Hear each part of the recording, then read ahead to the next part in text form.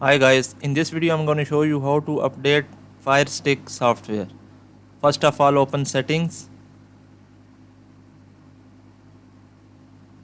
then go to my fire TV, then go to about, then scroll down to fire TV stick 4K max, scroll down to check for updates and press OK. It will check for the new updates. If available, it will automatically download and update it. So this is the method, viewers.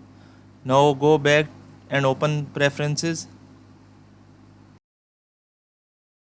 Go to parental controls.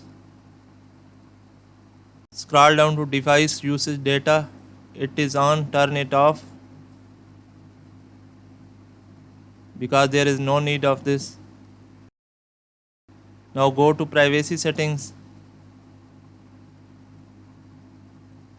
and scroll down to still watching. Turn it on if you want it. Thanks for watching. Goodbye.